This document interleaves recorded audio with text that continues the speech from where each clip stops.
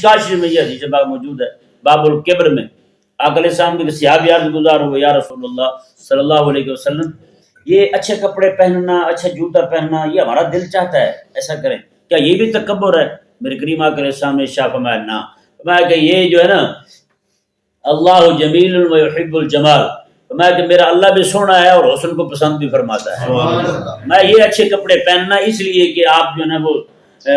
اچھے لگیں،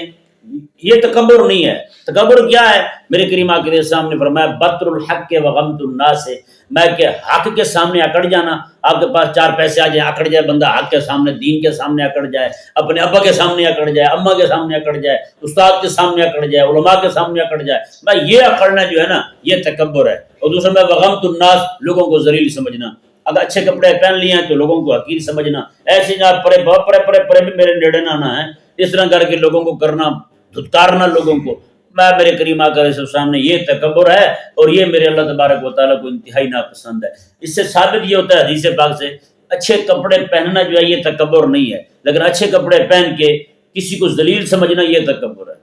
اچھی چیزیں کھانا یہ تکبر نہیں ہے، اچھی چیزیں کھائیں، اللہ تعالیٰ نے اہل ایمان کے لیے پیدا کی ہیں، لیکن اچھی چیزیں کھا کر کے لوگوں کے سامنے اکڑنا، لوگوں کو حقیر سمجھنا، ذلیل سمجھنا، اور یار یہ تو دال پینے والے لوگ ہیں، ہمیں دیکھو ہم تو بھائی برگر شاورما کھانے والے لوگ ہیں، اس طرح کی باتیں کرنا یہ تکبر ہے۔ یہ کیا ہے؟ یہ تکبر ہے، یہ میرے اللہ تبارک و تعالیٰ کو پسند نہیں ہے۔